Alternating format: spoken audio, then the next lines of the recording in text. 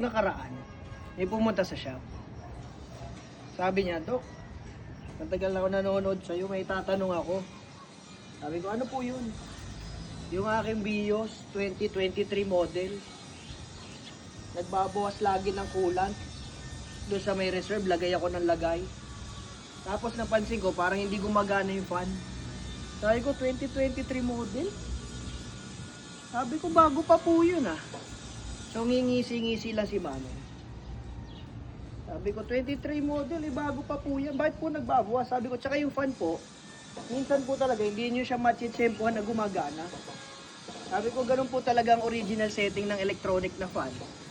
Pag po yan ay patay ang aircon, o kaya pag nag-automatic yung aircon nyo, mamamatay yung fan yan. Tapos gagana po yan ulit pag gumana yung compressor. Sabi niya, ganun po ba? Kasi nagbabawas po ng coolant eh. Sabi ko, imposible yan ha, masyado pang bata. Sabi ko, ilan po ang mileage? Doon, sinabi na ni Kuya.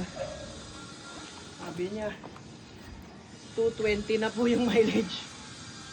Aray ko. 220k. 2023 model. Grabe.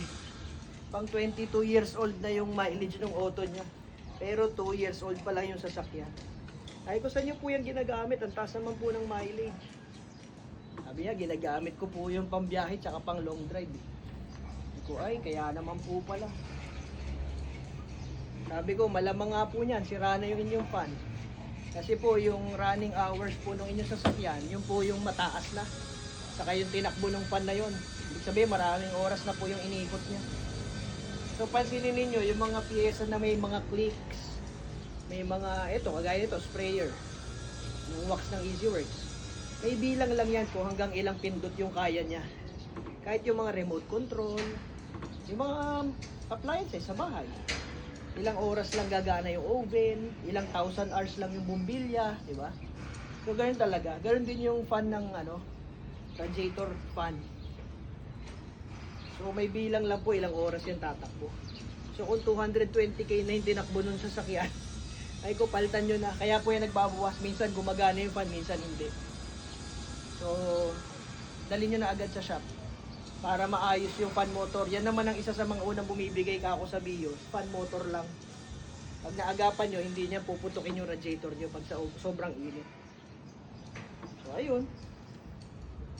Totoo nga.